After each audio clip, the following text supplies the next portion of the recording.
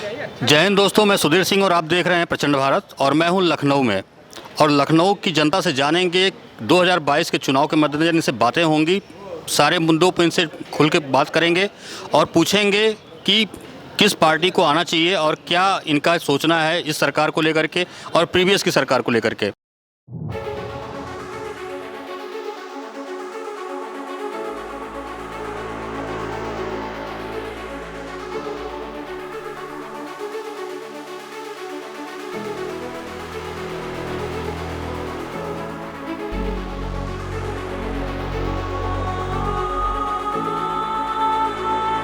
Sir, आपका नाम? अमित त्रिपाठी। अमित जी, अगर मैं आपसे जानना चाहूँ तो विगत 4.5 सालों में आप इस सरकार को कैसे देखते हैं? कितना डेवलपमेंट हुआ है? जितने वादे करती है सरकार, उसके हिसाब से अगर मैं आपसे जानना चाहूँ तो। देखिए, 2017 में जब ये सरकार बनी थी तो जो मैनिफेस्टो बीजेपी सरकार ने बनने से पहले जो दिया था, उसमें जो शिक्षा पे काम करने का वादा किया था, जो इंफ्रास्ट्रक्चर को लेकर वादा किया था, चाहे फिर अपराध को लेकर वादा किया था, तो उन वादों पर ये सरकार खरी उतरी है। और इस सरकार ने जो काम है, चाहे शिक्षा पे कहिए आप, शिक्षा में आज जिन सरकारी स्कूलों को आप जो बच्चे जाते नहीं थे, एडमिशन नहीं लिया करते थे, वहाँ आज उनकी स्थिति को देखिए जाकर। आज वहाँ पर बेंच उपलब्ध है गरीब बच्चों के लिए, आज वहाँ पर उनको खाने पीने की व्यवस्थाएं उपलब्ध कराई गई हैं। स्वेटर मोजे का जो फंड है उसको भी सरकार ने बढ़ाया। और सबसे बड़ी चीज़ है कि जिन सरकारी स्कूलों में कोई जाता नहीं था, उस सरकारी स्कूल में विगत 4.5 साल में करीबन 4 करोड़ से ज़्यादा बच्चों ने एडमिशन लेने का काम किया है। और इसी उत्तर प्रदेश में शिक्षा के नाम पर जहां विद्यालय में साफ पानी नहीं मिल पाया आजाद भारत में, उनको इस 4.5 साल में 1 लाख से ज़्यादा स्कूलों में साफ पानी पहुंचाने का काम भी योगी आदित्यनाथ जी की सरकार ने किया है। आज शिक्षा पर आप देखिए, जो गरीब बच्चे उनको पढ़ाने के लिए अभ्युदय योजना जो चल रही है, उसमें निःशुल्क कोचिंग की सुविधा सरकार दे गई है। आज आप अपराध को देखिए, माफियाओं के खिलाफ किस तरीके से कार्रवाई की जा रही है। आज मुख्तार अतीक जैसे अपराधियों का क्या हश्र है, जो पिछली सरकारों को अपने घुटनों पे रखते थे, आज उनको योगी जी ने उनको घुटने पर ला के रख दिया। ये बदलाव उत्तर प्रदेश में आया है। मैं अपने दर्शकों को एक चीज़ और बताना चाहूँ कि इसके पहले मेरा वीडियो उठा करके देखेंगे तो मैंने एक सरकारी स्कूल पे एक वीडियो बनाया हुआ था, और वास्तव में गांव का वो जौनपुर का वीडियो था, और उसमें सरकारी स्कूलों, प्राइमरी स्कूल की बात हमने की थी। तो ग्रामीणों ने बताया था कि सर ये सारे चेंजेस हमने देखे हैं, और आप भी सर वही बता रहे हैं। सर, मैं आपसे जानना चाहूँ, इस बार जो बहुत सारी पार्टियां आ रही हैं, क्या समीकरण लग रहा है सर? देखिए, पार्टियां आ रही हैं, पार्टियां आना कोई मुद्दा नहीं है। जहाँ तक की बात है कि उत्तर प्रदेश की जनता आज 2014 के बाद का उत्तर प्रदेश है। आज यहाँ पर जातियों का जो पहले जांग बिछा था कि जातियों के आधार पे उत्तर प्रदेश में वोट होता था, वो अब 2014 के बाद से आपने लगातार देखा कि जातियों का जो गठबंधन था वो टूटा है। इसीलिए इतनी बड़ी सरकार केंद्र में बनी, 2017 में उत्तर प्रदेश में बनी। देखिए, आज उत्तर प्रदेश में आप देख रहे हैं कि उत्तर प्रदेश में जहां आए दिन उत्तर प्रदेश दंगों के नाम से पहचाना जाता था, जहां आए दिन दंगे हुआ करते थे 2017 से पहले, हिंदू मुसलमान सबको, केवल एक समुदाय उसमें नहीं वो जिसको दिक्कत होती थी, दोनों समुदाय उसमें कहीं ना कहीं दिक्कत में आते थे। आज चाहे आप हिंदू आबादी में जाइए चाहे मुसलमानों में जाइए, किसी से पूछिए क्या उत्तर प्रदेश में एक भी दंगा उत्तर प्रदेश के अंदर हुआ? क्या नहीं हुआ। आज केवल ये लोग जो आ गए हैं, ये अपने वजूद, जो राजनीतिक पार्टियों का वजूद है, वो कहीं ना कहीं आज खत्म हो रहा है, इसलिए उनको वो पाने का प्रयास है। और जो आज एक संत मुख्यमंत्री बना बैठा हुआ है, कहीं ना कहीं ये विदेशी ताकत और जो हमारे देश के अंदर बैठे गद्दार हैं, ये हजम नहीं कर पा रहे हैं, इसलिए तरह तरीके के हथकंडे अपनाने का काम करें। लेकिन उत्तर प्रदेश की जनता 2022 में विकास के नाम पर वोट करेगी। और चाहे उत्तर प्रदेश में आप विकास की बात कीजिए, तो आज जहां 15 से जब देश आज़ाद हुआ था, तब उत्तर प्रदेश में 15 ही मेडिकल कॉलेज थे। आज 30 से ज़्यादा नए मेडिकल कॉलेज स्थापित हो गए हैं। आज नए आप देखिए, आज आप लखनऊ में खड़े हैं, आप जाइए, आज हमारे माननीय सांसद जो यहाँ से राजनाथ जी हैं, उनका काम देखिए जाके, उन्होंने भी फ्लाईओवर बनाए हुए हैं। आज आप एक्सप्रेसवे देखिए, चाहे बुंदेलखंड एक्सप्रेसवे हो, चाहे यमुना एक्सप्रेसवे हो, चाहे गोरखपुर लिंक रोड हो, इस तरीके के काम है। आज एयरपोर्ट देखिए आप, 7 से ज़्यादा एयरपोर्ट बन गए। जेवर में सबसे बड़ा, एशिया का सबसे बड़ा एयरपोर्ट बनने का काम होगा। आज फिल्म इंडस्ट्री उत्तर प्रदेश के अंदर आ गई है। आज आप देखिए, चाहे रोजगार पे आप बात करते हैं, रोजगार पर आप विषय रखते हैं, बिल्कुल रोजगार पे बात होनी चाहिए, लेकिन बताना चाहिए, जो लोग सवाल उठा रहे हैं उनको ये भी बताना चाहिए कि आपके राज्य में केवल जो आपने नौकरियां गिनी चुनी दी भी, वो एक जाति के लोगों को दी थी। इस उत्तर प्रदेश के अंदर युवाओं को 4 लाख से ज़्यादा रोजगार दिए गए हैं। सरकारी नौकरी की बात मैं कर रहा हूँ, 3 लाख से ज़्यादा संविदा पे लोगों को नौकरी देने का काम किया गया। प्राइवेट सेक्टर में आप देखिए कि किस तरीके से MSME के तहत हो। आपने देखा फ्लिपकार्ट हो गया, सबसे बड़ी डेटा सेंटर कंपनी हो गई, उत्तर प्रदेश में स्थापित हो गई है। आज उत्तर प्रदेश एक विकास मॉडल के तौर पे पहचाना जा रहा है। आज आपने देखा कि अभी कांग्रेस के एक नेता आनंद शर्मा, जो कि केंद्रीय मंत्री भी गए हैं और बड़े नेता हैं, उन्होंने भी योगी मॉडल की तारीफ की है। तो ये ऐसे नहीं होगा। हाईकोर्ट ने भी, चाहे बॉम्बे हाईकोर्ट की बात कीजिए, चाहे उत्तर प्रदेश के हाईकोर्ट की बात कीजिए, उन लोगों ने भी योगी डेवलपमेंट की तारीफ की है और दूसरे प्रदेशों को सीखने की बात की। और कोरोना में जो स्थिति है, मैं स्वयं 2 बार कोरोना पॉजिटिव रह चुका हूँ। खूब हाय तौबा मची कि इस सरकार में उत्तर प्रदेश में लाशें बिछ जाएंगी। कई मीडिया वालों ने भी षड्यंत्र फैलाने का काम किया कि जो गंगा में तैरती लाशें दिखाने का प्रयास किया, वो उत्तर प्रदेश में कोरोना की वजह से नहीं हुआ। वो एक बुद्धिज्म उनका धर्म है, वो उसके आधार पर उस तरीके से वो अपने क्रियाक्रम करते हैं, वो चीज़ें थी। लेकिन उसको मीडिया ने भी दूसरी परिप्रेक्ष्य में, जो कह रहा हूँ ना कि सब ताकतें लगी है, वामपंथी मीडिया हो, देश के अंदर बैठे गद्दार हो, विदेशी हो, ये चाहते हैं कि उत्तर प्रदेश में उन्माद हो, किसी तरीके से दंगे हों, किसी तरीके से बंटवारा हो, कहीं ना कहीं योगी जी की सरकार को विफल कराने के हर संभव प्रयास किए जा रहे हैं। लेकिन उत्तर प्रदेश की जनता योगी जी के नीतियों पर विश्वास करती है। आज किसान खुशहाल है। आज देखिए, मैं फिर कहना चाहता हूँ, आप 15 साल का शासन उठा के देखिए, 4.5 साल का उठा के देखिए। आप 15 साल के शासन को और 4.5 साल में सोचते हैं हर चीज़ व्यवस्था सुधर जाएगी, तो ऐसा नहीं होगा। क्योंकि उत्तर प्रदेश की जो स्थिति थी वो चरमराई हुई थी। आपके उत्तर प्रदेश के अंदर कोई कंपनी नहीं आती थी, क्योंकि यहाँ पे अपराध का माहौल था। आज किसानों की MSP बढ़ाने का काम किसने किया? मोदी जी की सरकार ने किया। आज आपने देखिए, सबसे बड़ी समस्या क्या है कि लोग सही देखना नहीं चाहते हैं और कहीं ना कहीं लोगों को गुमराह करने का प्रयास ये विपक्षी लोग करना चाहते हैं।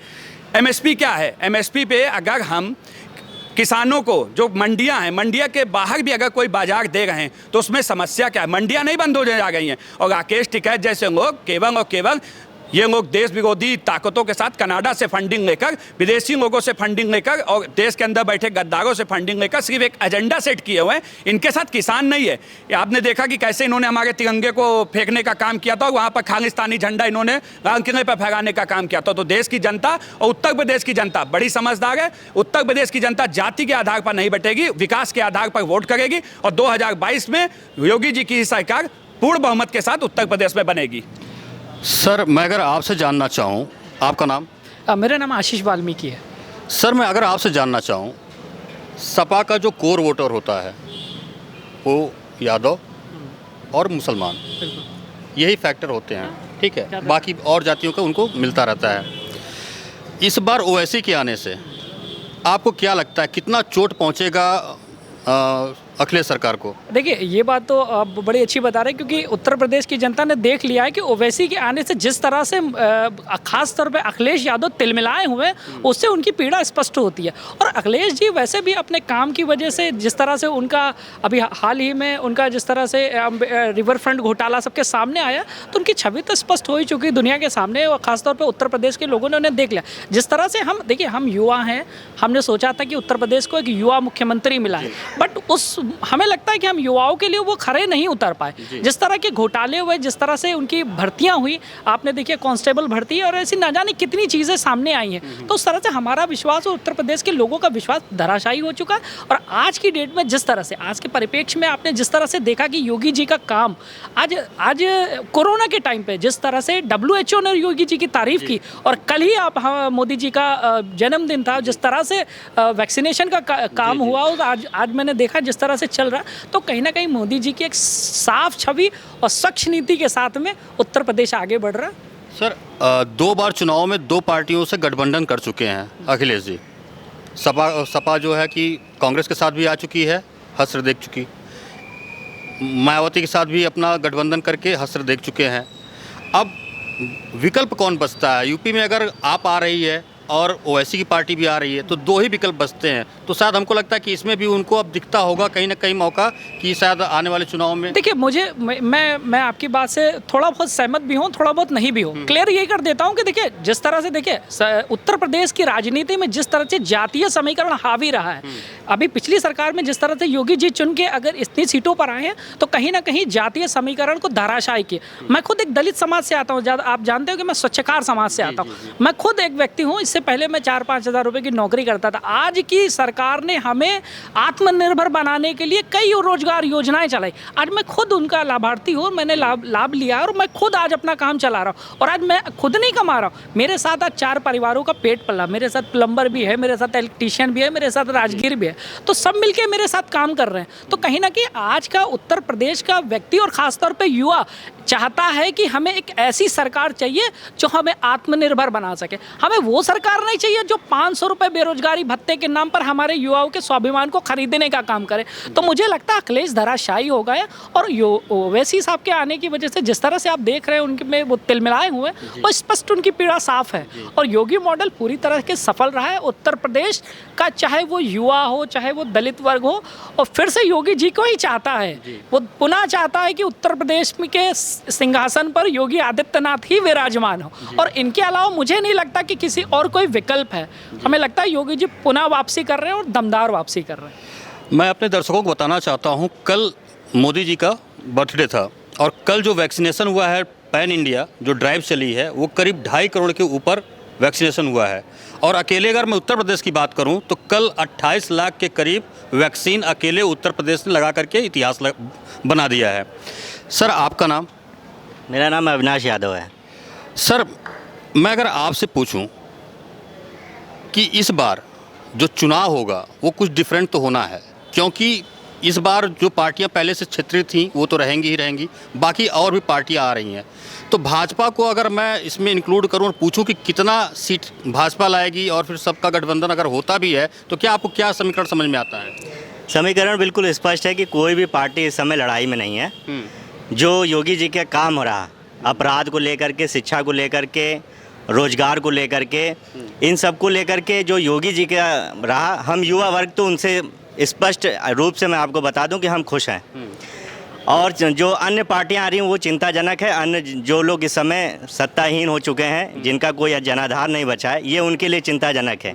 अखिलेश यादव जी ने यादव समाज का, चूंकि मैं भी यादव समाज से आता हूं, तो उन्होंने यादव समाज के साथ केवल छलावा किया।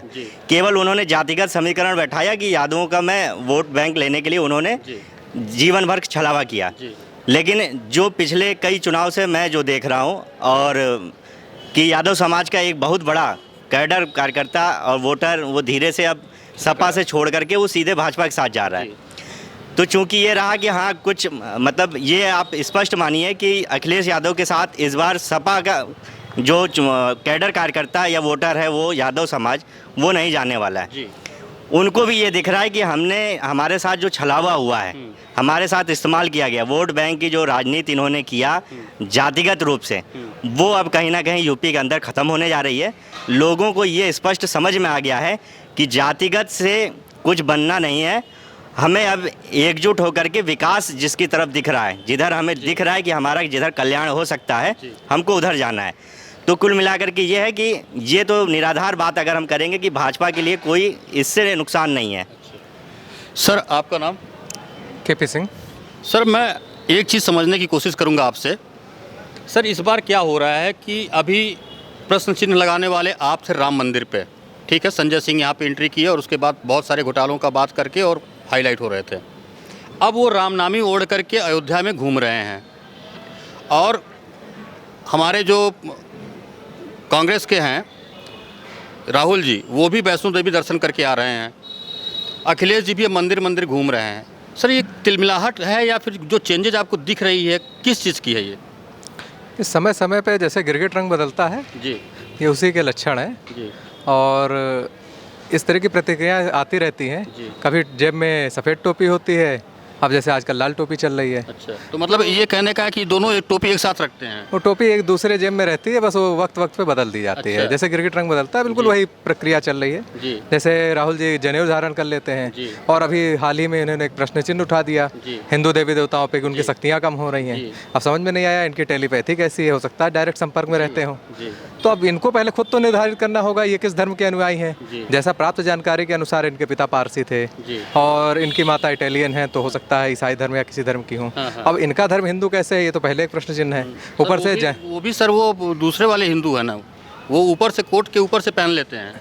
अब मैंने क्या कहा, अब उनकी एगो पवित्री के लिए कौन से ब्राह्मण आए हैं और कितने उसमें, जैसे ब्राह्मणों के लिए 12 धागे होते हैं, 3 धागे 6 धागों का अलग अलग कॉन्सेप्ट है। हो सकता है उनके लिए 18-20 धागों का बना हुआ हो जनेऊ हो, जो उन्हें पवित्र करता हो। और गंगा में स्नान करने के बाद सभी पवित्र हो जाते हैं, इसलिए बार बार जाके गंगा में डूब के आते हैं। फिर भी मन पवित्र नहीं है, इसलिए हमेशा हिंदू देवी देवताओं पर प्रश्न चिन्ह उठाते रहते हैं। अब बुद्धि के विकास की जरूरत है, चाहे ये पप्पू भाई हों, चाहे अपने क्या नाम है इनका, अखिलेश जी। सर आपका नाम? मंजीत सिंह। सर मैं आपसे एक चीज़ समझना चाहता हूँ, जरा सा मुझे समझाइए। 2022 का चुनाव करीब करीब आ रहा है, और ये जो शिफ्टिंग आप देख रहे हैं, सभी पार्टियों के प्रमुख जो शिफ्ट कर रहे हैं अपने आप को हिंदूवादी दिखाने का, ये कितना बड़ा चेंज आपको दिखता है? इससे पहले ऐसा कभी था क्या? ऐसा कुछ पहले था नहीं, लेकिन इनको अपनी सीट बचाने के लिए ये अपने चेंजेस कर रहे हैं, जो कि वो भी कुछ इनका नहीं होगा। योगी जी की सरकार बहुत प्रचंड बहुमत से आएगी जी। और विकास के नाम पे जनता और नवयुवक अपना समर्थन देंगे इनको। जी। सर आपका नाम? अखंड प्रताप सिंह। अखंड जी, अगर मैं आपसे पूछूं 2022 में, जैसे पिछली बार तो 300 प्लस में था भाजपा, इस बार मैं अगर आपसे पूछूं तो आपको क्या लगता है 2022 में प्रचंड बहुमत रहेगी, 300 प्लस जाएंगे या फिर 200-300 के बीच में रहेंगे? 300 प्लस ही जाएंगे, 300 से ज़्यादा 350 तक हमारे बाबा जी का भी कहना है जी। और दूसरी बात रही, यहाँ का युवा हमारे साथ है जी। और बाकी है सर्वे हुआ ही है जी। उसके हिसाब से बाबा जी ही आएंगे दोबारा। 2000 जो अभी सर्वे आया है वो आया है करीब 270 के करीब। जी जी, लेकिन अभी तो चुनाव में टाइम है, तब तक हम 300 पार जाएंगे, 350 के लगभग। जनता का अपना झुकाव या मुद्दा किस तरफ होगा इस बार? देखिए, सबसे पहले तो मैं आप इन भाइयों से जो आपने सवाल पूछा था मंदिर को लेकर, जो ये नेता दग दग भटक रहे हैं आज, तो राहुल गांधी वो नेता हैं जो कहते हैं कि मंदिर में वो लोग जाते हैं जो जिनको लड़कियां छेड़नी होती है। अखिलेश यादव जी कहते थे कि मैं तो पूजा ही नहीं करता हूँ। और मनीष सिसोदिया अभी क्या कहे, जब ट्वीट किए, अभी राम मंदिर का वो होके आए हैं, उसके बाद उनका ट्वीट एक आया है, उन्होंने उसमें ये कहा कि राम मंदिर की जगह शिक्षा पे बात होती तो आज देश तरक्की कर रहा होता। तो आज ये लोग जो इच्छाधारी हिंदू बन गए हैं, ये हिंदू नहीं है। अगर आप इनके गोत्र को पता कीजिए तो ये हिंदू नहीं होंगे। मैं आज आपसे स्पष्ट कह रहा हूँ इस चीज़ को। ये लोग आज इतना जरूर स्पष्ट हो गया है कि इनको कहीं ना कहीं जो हिंदू धर्म को ये नीचा दिखाने का प्रयास करते थे, आज हिंदू धर्म ने इनको औकात बताने का काम किया है और कहा है कि अगर तुम सत्ता बनाना चाहते हो या सत्ता में आना चाहते हो तो अगर तुम हिंदुओं का अपमान करोगे तो तुम उस पर काबिज नहीं हो पाओगे। और इसीलिए आज इनकी मजबूरी है कि हिंदुओं के पक्ष में जाकर दर दर भटक रहे हैं और वहाँ पर माथा टेक रहे हैं। ये लोग केवल ढोंग हैं। आज ये जनेऊधारी हिंदू हैं, जब मस्जिद में पहुँचते हैं तो टोपी वाले मुसलमान हो जाते हैं, क्रिश्चियन चर्च में पहुँचते हैं तो ढोंगी क्रिश्चियन बन जाते हैं। तो ऐसे उससे समाज नहीं चलता, ऐसे सरकारें नहीं चला करती हैं। ये जातिवाद जो इन्होंने 70 सालों में किया, जो इन्होंने 15 सालों में किया है, वही है फिर से। अभी आपने परसों एक गठित की है कमेटी, अखिलेश यादव जी ने, बूथ की कमेटी, उसमें कहा गया है कि ये पता लगाइए जो कमेटी कि किस बूथ पे किस जाति का कितना वोटर है। अरे अखिलेश यादव जी, आप ये बताइए कि आपने जो मुद्दे हैं, आज आप कहते हैं मैं सत्ता में वापसी करना चाहता हूं, तो आप तो आना चाहते हो, वैसी भी आना चाहते हैं, आम आदमी पार्टी भी आना चाहती है, तो ये लोग कहीं ना कहीं सरकार में रहे हैं ना। तो उत्तर प्रदेश की जनता ये जानना चाहती है कि आप आएंगे तो ये तो बताइए आपने किया क्या जब आप सरकार में थे तो आपने क्या किया था? आपने तो कारनामे किए थे, काम तो किए नहीं थे। अखिलेश यादव जी स्वयं महिला सुरक्षा की बात करते हैं, जगह जगह छाती पीटते हैं, लेकिन वो समय नहीं बताते हैं जब वो गायत्री प्रजापति जो उनके रेप के आरोपी मंत्री थे उनके लिए आप चुनाव प्रचार करते थे। आपके पिताजी कहते हैं कि रेप के बच्चे जो रेप करते हैं उनसे गलतियां हो जाती हैं। तो लड़की जाके बयान देती कि मेरे साथ रेप किया, अब बेचारे को 3 को फांसी हो गई। क्या रेप में फांसी दी जाएगी? 3 लड़के हैं, गलती हो जाती है। तो ये तो आपका महिला सुरक्षा है। जहां तक की बात है, आज योगी जी की, आप रात में जाइए, आज आप लखनऊ में हैं, आप जाइए, यहाँ पे कोई खड़ा हो, कोई कह दे मेरी बहन बेटी आज असुरक्षित है, आज सुरक्षित है, आज बहन बेटियां सुरक्षित है। आज रात 10 बजे भी कोई ये नहीं कहता है कि जल्दी घर जाओ नहीं तो कोई उठा ले जाएगा। नहीं तो ये 2017 के पहले का माहौल था। यही जब 2017 से पहले गैंग रेप हुआ था उत्तर प्रदेश में, यही सीएम हाउस के बगल में, उसका खुलासा अखिलेश यादव की सरकार में नहीं हुआ था। ये महिला सुरक्षा की बात करते हैं। देखिए, ये अपराधी जिन्होंने जो मुजफ्फरनगर दंगे कराए थे उनके आरोपियों को ये चार्टर प्लान भेजकर वहां से बुलाकर सम्मानित करने का काम सीएम हाउस में किए थे। वो आज अपराध के पक्ष में आज बसपा आप देखिए किस तरीके से आतंकियों के परिवारों को अपने यहाँ जगह दे गई है, साबिन करवा गई है, सपा करवा गई है। सबसे बड़ी चीज़ है, आज मैं हूँ ब्राह्मण, कई जगह पर इस समय ब्राह्मणों की खूब चर्चा है, ब्राह्मण यहाँ आ जाएगा, ब्राह्मण मेरा है, उसका है। अरे मैं अखिलेश यादव जी से पूछना चाहता हूँ, अखिलेश यादव जी 2006 में जब आपकी बीबी चुनाव लड़ गई थी तो नीरज शुक्ला जो भारतीय जनता पार्टी की तरफ से वहाँ पर ड्यूटी पे लगा हुआ था, जब उसने बूथ कैप्चरिंग होने से रोका तो आपने क्या किया? आपने वहाँ पर गुस्से में कह के आए थे कि इस लड़के का मुझे सर धड़ से अलग चाहिए। क्या हुआ था? रात में उसका जंगल में सर ही पाया गया था, बॉडी कहाँ थी, और उसका बक्से में सर रखकर 5 कालीदास मार्ग में मंगवाया गया था। ये किसी से छुपा नहीं, पूरा उत्तर प्रदेश जानता है। आज 2016 में क्या हुआ? जब ब्लॉक प्रमुखी चुनाव हो गए थे तो एक महिला जो ब्राह्मण थी उसने केवल अपना चुनावी के लिए पर्चा खरीदा था, उसको दाखिल भी नहीं किया था, सिर्फ गई थी पर्चा ही खरीदा था उसने। उसको इन समाजवादी गुंडों ने ईंटे डंडे से मारकर लहूलुहान कर दिया था। वो मीडिया में आप जाइए, पूरी फोटोज आपको दिख जाएंगी। 2013 में इटावा में क्या हुआ था?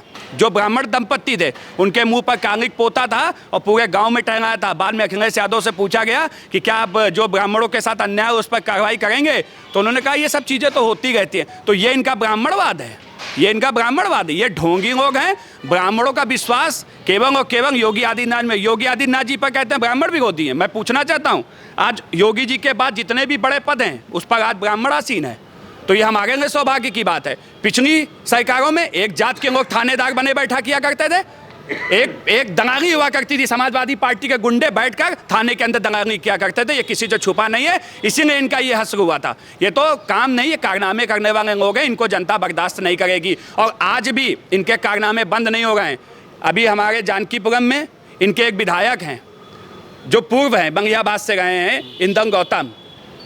उनके यहाँ पर उन्होंने कब्जा करने का प्रयास किया हमारे यहाँ दलित परिवारों के संपत्ति को। इन्होंने क्या किया? इन्होंने रहते हुए केवल कब्जा ही तो किया है। इन्होंने दलितों के मकान कब्जिया है। आज एक एक मंत्री इनका जाइए कितने खुलासे हो गए। अतीक जैसे अपराधी जो जिन्होंने इन्होंने संरक्षण दिया था ना, उनकी आज योगी जी ही तो उन गरीबों को वो मकान और उनकी जगह दिलाने में कामयाब हैं और प्रयास कर रहे हैं। बाकी इन लोगों ने तो सिर्फ समाजवादी पार्टी में कब्जियाने का काम किया था। ये गरीबों के हितैषी नहीं है, ये केवल अपनी जेब गर्म करते हैं। ये अपराधों को संरक्षण देने वाले लोग हैं और ये उत्तर प्रदेश की जनता बर्दाश्त नहीं करेगी। उत्तर प्रदेश की जनता सिर्फ 2022 में जो विकास के नाम पर वोट करेगी, जो सुरक्षा दे सकता है उनको वोट करेगी, जो महिला को सुरक्षा दे सकता है उसके लिए बात करेगी। आज योगी जी के नीतियों की वजह से आज उत्तर प्रदेश संवर रहा है, उत्तर प्रदेश उत्तम प्रदेश बन रहा है। इतना जरूर कहना चाहूँगा कि आप अगर ये सोचते हैं कि कुछ नहीं हुआ, तो मैं इतना जरूर कहना चाहता हूं उन लोगों से कि 15 साल के शासन को उठा लीजिएगा, उसके बाद इस 4.5 साल के शासन को देख लीजिएगा,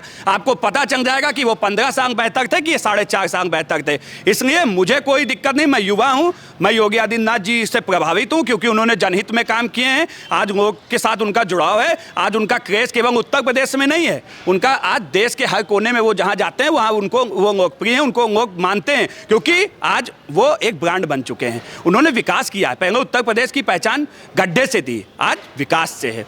आज अपराध मुक्त उत्तर प्रदेश से, आज किसानों के लिए काम है, आज शिक्षा पे काम है, आज स्वास्थ्य पे काम है। इसी उत्तर प्रदेश में जब कोरोना आया तो कहा गया, अखिलेश यादव छाती पीटने लगे कि आदमी खत्म हो गई, ये हो गया, वो हो गया, कोई व्यवस्थाएं नहीं थी। मैं पूछना चाहता हूँ, 15 साल तो आपकी सरकार थी, उत्तर प्रदेश के अंदर क्या स्वास्थ्य की सेवाएं आपने दी थी? केवल 2-3 मैनपुरी, इटावा, इनको छोड़कर किसी भी और जिले में आईसीयू बेड की तक की सुविधा उपलब्ध नहीं थी। हमारी योगी जी की नीतियों की वजह से, योगी जी के कामों से आज 75 के 75 जो जिले हैं वहाँ पर आईसीयू बेड की व्यवस्था उपलब्ध है। आज ऑक्सीजन प्लांट जो 300 से ज़्यादा अभी तक लगाए जा चुके हैं, जो काम कर रहे हैं, तो ये काम किया है। ये लोगों ने सिर्फ बातें की हैं, इनके यहाँ केवल उद्घाटन होते थे। इन लोगों ने केवल बिल्डिंग खड़ी कर देने से आप सोचेंगे कि अस्पताल बन गया, उसके अंदर की व्यवस्थाएं कौन देगा? देखिए, ये ढोंगी लोग थे, इनको जनता ने जवाब देने का काम किया है। उत्तर प्रदेश की जनता जातिवाद में नहीं फंसेगी। उत्तर प्रदेश की जनता देखेगी कि 15 साल के शासन में क्या हुआ था और योगी जी के शासन में क्या हुआ है, उसी के आधार पर 2022 में वोट देगी। और 2022 में मैं आपसे आज आप लिख लीजिए कि योगी आदित्यनाथ जी की ही सरकार बनेगी। सर, लास्ट क्वेश्चन मेरा आपसे है। आप वाले ने भी 4 फ्री वाला लॉलीपॉप देना शुरू कर दिया है। जैसे उन्होंने शुरू दिया था दिल्ली में, फ्री पानी, फ्री बिजली, 300 यूनिट तक फ्री करना है। तो आपको क्या लगता है, यूपी की जनता उनके इस लॉलीपॉप में आएगी क्या, कि जो 300 का हम जो यूनिट फ्री कर देंगे बिजली का, तो हमको दिल्ली की तरह ही यूपी की जनता मुख्यमंत्री बनवा देगी मेरे पार्टी की? देखिए, इससे पहले फ्री का लॉलीपॉप तो अखिलेश जी ने भी दिया था युवाओं को, लैपटॉप फ्री, टैबलेट फ्री। उसके बाद क्या शुरू हुआ? और मुझे लगता है कि आम आदमी पार्टी वालों ने का, मुझे तो नहीं लगता जिस तरह से दिल्ली का मॉडल है आज वो फ्री दे रहे हैं। मुझे दुनिया ने देखा ना, जिस तरह से स्विमिंग पूल बनी हुई है, दिल्ली की गलियां, दिल्ली की रोड, वो तो पूरा विश्व देख रहा है ना, पूरा भारत देख रहा है। खासतौर पर यूपी तो बगल में ही है हमारे, तो वो तो देख ही रहे। भैया, मैं आपको स्पष्ट करता हूँ कि फिर मैंने कहा कि उत्तर प्रदेश हमेशा से जातीय समीकरण का एक हब रहा है। तो उसमें सेंध किसने लगाई? उसमें सेंध लगाई माननीय योगी आदित्यनाथ जी ने, और अपने विकास से ही सेंध लगाई। और मुझे लगता है, मैं स्पष्ट रूप से कहता हूँ, मैं पूरी विश्वास के साथ कहता हूँ, फ्री के लालच में कहीं कोई नहीं आने वाला। पिछली बार जो कोरोना जैसी स्थिति, जिस तरह से भयावह स्थिति थी, ठीक है, पूरे विश्व में जिस तरह से योगी मॉडल ने उसको काम किया, जिस तरह से उससे बाहर उत्तर प्रदेश के लोगों को लेकर आए, मुझे लगता है कि वो आज युवाओं के और ख़ासतौर पे उत्तर प्रदेश की जनता के दिल में घर कर गया। उन्होंने फ्री राशन दिए, लोगों को दवाएं मुफ्त उपलब्ध कराए, वैक्सीन आप देख रहे हैं जिस तरह से, तो वो तो योगी जी का काम बोल रहा है। अगर मैं 1, 2, 3, 4 पायदान पर रखना चाहूँ पार्टियों को, तो आप कैसे रखेंगे इन पार्टियों को? 1 नंबर पे कौन, दूसरे नंबर पे कौन, तीसरे नंबर पे कौन? भैया देखिए, ये कह पाना तो बहुत मुश्किल है, मगर हाँ, ये मैं पूरी विश्वास के साथ कहता हूँ। और पहले नंबर पे तो योगी आदित्यनाथ जी, और दूसरे तीसरे नंबर की लड़ाई तो चल ही रही है, वो तो देखा जाएगा। क्योंकि जिस तरह से ओवैसी जी ने उत्तर प्रदेश में आकर लोगों की सरगर्मियां बढ़ा चुके हैं, अखिलेश जी की और मायावती जी की, तो अब ये खुद अपने आप में दूसरे तीसरे स्थान की लड़ाई लड़ रहे हैं। ये तो अब समय बताएगा कौन क्या आता है, मगर ये स्पष्ट है, पिक्चर साफ हो चुकी है कि योगी आदित्यनाथ जी पहले थे, पहले हैं और पहले ही रहने वाले। सर, एक लास्ट क्वेश्चन आपसे मेरा। 9 विधानसभा लखनऊ में होते हैं, कितनी इस बार? 9 में 9 रहेंगी। पिछली बार भी 9 में से 9 थी, इस बार भी 9 में से 9 रहेंगी, क्योंकि विकास हुआ है। आप जाइए ना, आप लखनऊ के अंदर खड़े हुए हैं, आप जाइए, माननीय राजनाथ जी हों, योगी आदित्यनाथ जी हों, आज जो छुटकारा उन्होंने फ्लाईओवर देखकर जो जाम का लगता था उसको बहुत हद तक ख़त्म किया। और आज भी कितने, अभी आपने मुश्किल से 10 दिन हुआ होगा, करीबन 1800 करोड़ की मतलब लोकार्पण और शिलान्यास इसी उत्तर प्रदेश में हमारे राजनाथ जी ने, यहाँ के सांसद और योगी आदित्यनाथ जी ने मिलकर किया हुआ है। तो ये विकास कार्य उत्तर प्रदेश में हो रहे हैं, क्योंकि सबसे, मैंने आपसे पहले भी कहा, आप कोई काम रात में सोचिए, सुबह नहीं हो जाते हैं, उसके लिए समय चाहिए होता है। आज वो काम योगी आदित्यनाथ जी के नेतृत्व में उत्तर प्रदेश चमक रहा है। और सबसे बड़ी चीज़ है, आपने अभी प्रियंका गांधी जी का नाम लिया था, आपने कहा प्रियंका गांधी जी आएंगी तो फर्क मुझे नहीं लगता पड़ेगा। मैं इतना बता देना चाहता हूँ, प्रियंका गांधी जी पहली बार उत्तर प्रदेश में नहीं आ गई हैं। 2019 के चुनाव में कमान उन्हीं के पास थी, और क्या हासिल हुआ था? 2 पे थे ये 2014 में, 1 ही पे रह गए थे, वो भी इस बार रह नहीं जाएगी लोकसभा सीट में, मैं बता रहा हूँ। तो प्रियंका गांधी जी टूरिज्म, जैसे राजनीतिक टूरिज्म होता है, उसको निभाने आती हैं। हाथरस उत्तर प्रदेश में घटना घटती है तो छाती पीटने महिला सुरक्षा पे आ जाती हैं, लेकिन यहीं पर एक दलित के साथ और एक ब्राह्मण जिंदा राजस्थान में जला दिया जाता है, आए दिन वहाँ पर गाड़ी में उठाकर रेप कर दिया जाता है और ऐसे फेंक दिया जाता है, कोई कार्रवाई नहीं होती है। आज ही एक छत्तीसगढ़ का वीडियो आया जहाँ पर उनकी ही सरकार है, वहाँ पर 2 मनचले स्कूटी से जा रहे हैं और लड़की को बीच में छेड़ रहे हैं, उस पर कोई बात नहीं होती है। तो ये इनका महिला जो सम्मान का ढोंग है वो सबके सामने है। ये लोग महिलाओं के नहीं, इनको महिला सम्मान वहाँ दिखेगा जहाँ भारतीय जनता पार्टी की सरकार है, वहाँ पर ना। और अगर कांग्रेस के राज्य में हो जाए, किसी और राज्य में कोई घटना घटती है तो अखिलेश यादव भी मौन, केजरीवाल भी मौन, और राहुल गांधी को तो नाम ही नहीं है। वो तो कब इटली में रहते हैं, कब उत्तर प्रदेश सोचते हैं, कब किसकी बात करते हैं, उनका तो कोई मतलब अस्तित्व ही नहीं है। वो एक ढोंगी। और एक आज तक उत्तर प्रदेश की जनता, देश की जनता यही पूछना चाहती है कि आप अपना असली गोत्र बता दीजिए, आप हिंदू हैं कि आप क्रिश्चियन हैं, वही नहीं तय कर पा रहे हैं, कि वही नहीं बता पा रहे हैं। इसलिए उत्तर प्रदेश सर वो तो अभी गए थे, जब वहाँ जम्मू गए थे अभी दर्शन करने, तो बता के आए कि मैं तो यहाँ का कश्मीरी पंडित हूँ। आपने अभी आपने देखा होगा कुछ दिन पहले कि एक सवाल में उनसे पूछा गया तो उन्होंने कहा मुझे यूपी के आम नहीं पसंद हैं, क्योंकि यूपी की जनता ने इनको डंडा लेके खदेड़ दिया यहाँ से। क्योंकि उत्तर प्रदेश की जनता, अमेठी से सांसद थे आप, अमेठी का विकास इससे 2017-19 से पहले जाइए, आपको पता चल जाएगा। वहाँ सड़कें नहीं थी, अस्पताल नहीं थे। आज वहाँ पर अमेठी में जब स्मृति ईरानी जब से सांसद बनी, आप वहाँ का आज का विकास देख लीजिए जाके। तो ये आज कहीं ना कहीं जो इनके मन में उत्तर प्रदेश वालों के लिए नफरत है, क्योंकि उत्तर प्रदेश ने इनको भगाया नहीं, इनकी जो इन्होंने पाप किए उस कर्मों का फल इनको दिया है, क्योंकि इन्होंने विकास कार्य किए नहीं, ये अमेठी झांकने गए नहीं, तो हरा दिया। उसमें क्या हुआ? आज इनके लिए केरंग बहुत अच्छा है, क्योंकि वहाँ पर ये बहुत बड़ी जीत जीते। वहाँ पर आप भी जानते हैं किस वजह से जीते, एक समुदाय का वोट वहाँ पर ज़्यादा है। लखनऊ में था और बहुत सारे मुद्दों पे हमने खुल के बात किया और इन लोगों ने अपना खुल के विचार भी रखा। वीडियो को लाइक करिए, सब्सक्राइब करिए और ऐसे ही प्यार देते रहिए।